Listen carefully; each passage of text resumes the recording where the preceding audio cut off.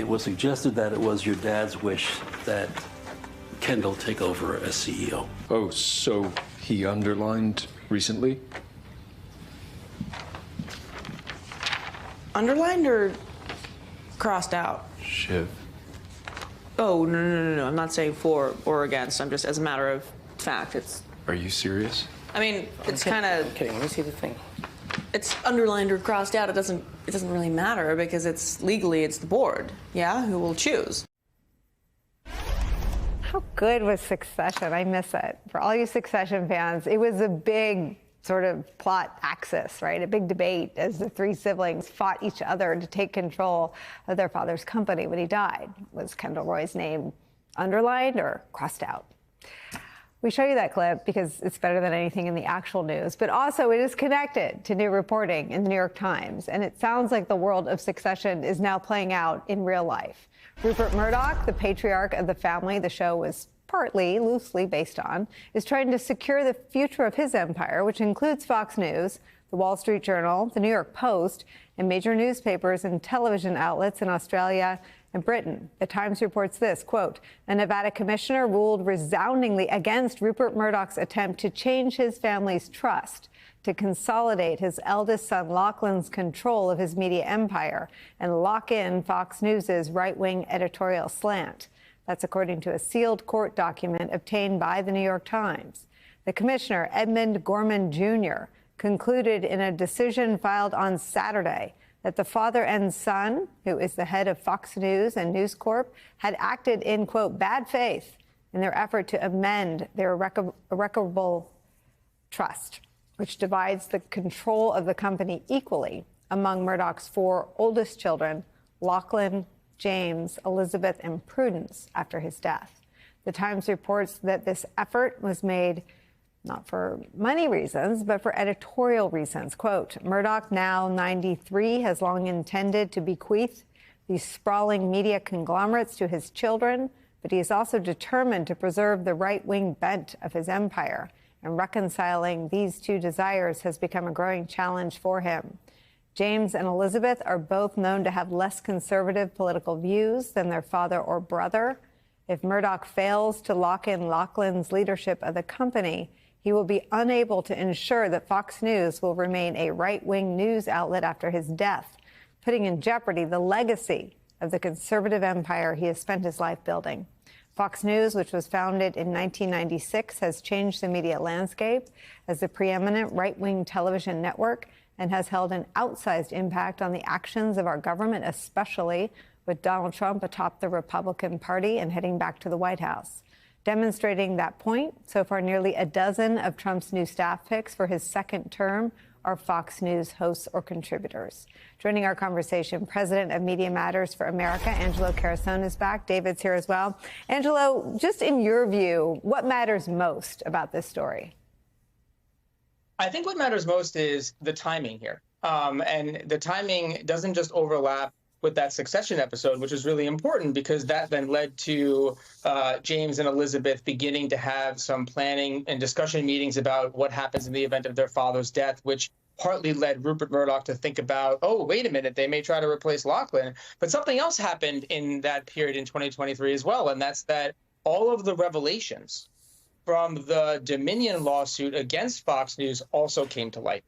And what the public got was a clear view of what was happening inside Fox News right in the lead up to and in the aftermath of the 2020 election, and just how deep Fox was in terms of helping Trump, undermine the election integrity, to lie about it, that they knew the things they were saying about the election being stolen was a total lie, yet they continued to push it over and over and over again, even at the highest levels. And so if you're Rupert Murdoch, one of the things that happens when you sort of begin the process of hey, let's change the trust so that they don't boot out Lachlan, is that you got a perspective on just how important Fox News was. Without Fox News, much of what took place in 2020, including January 6th, wouldn't have been able to happen because Fox News really helped build the scaffolding. They very much validated all the lies that Donald Trump told. Even Rupert Murdoch said it, that Fox was the only entity that could have prevented January 6th by telling the truth. He even thought about it 2 days beforehand and then ultimately decided against issuing a directive to his on-air talent to actually get out there and tell the truth about the election. So to me, that's the part that's really significant here, is that it's not some academic experiment or the family drama is obviously fascinating and intriguing. It's that we got a real live example and illustration of Fox's destructive power in practice. And now, given the fact that Trump is back in the White House and the Rupert Murdoch's attempt to sort of just reinforce and entrench Lachlan's sort of future there, I think it shows you all you need to know about what Fox News has been, but more importantly, where it's going. And now we have a chance to change that, obviously, potentially. But I think that, to me, is the one part of the story publicly when I've seen the reporting that's been missing, is that the catalyst was, they started discussing it because of what was happening in the media at the time around the Dominion filings. Yeah. I mean, I will always think, David Jolly, that the Dominion filing gave us a word used for Donald Trump that I'd never heard before in covering him since 2014, and that was demonic, used to describe him by none other than Tucker Carlson, a, quote, demonic force. Your thoughts about this new reporting? Nicole, fresh off the November election, we're talking autopsies. What did Democrats do wrong? I think the greatest challenge for Democrats going forward is not necessarily Republican candidate. They don't have good ones. Donald Trump is a bad candidate. He's a convicted criminal who brags about sexual assault and has offered the opportunity to topple democracy.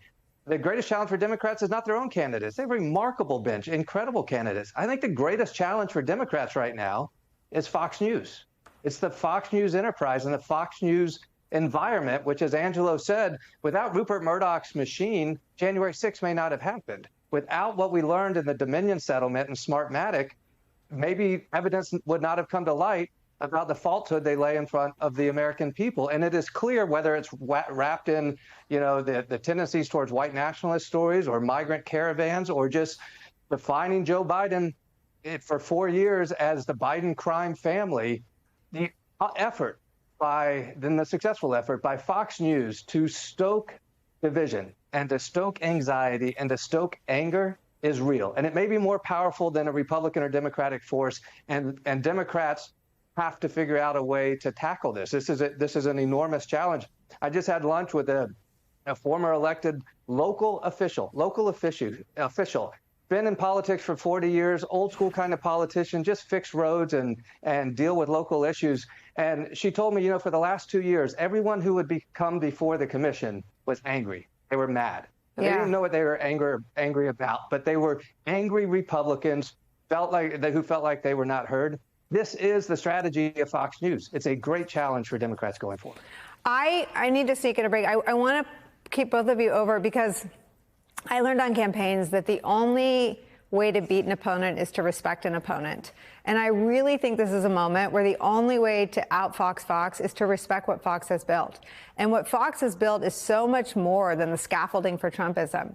It is the cultural sort of toehold in which Kyle Rittenhouse is good, Daniel Penny is a hero. It is everything. Immigrants are ruining your life. They're all criminal. I mean, it is a worldview that has completely replaced sort of church and state and political party and probably everything except sports teams. And the only way in an electoral context to defeat that is to respect it, learn from it, and then build something bigger and better and rooted in truth and democratic ideals. I want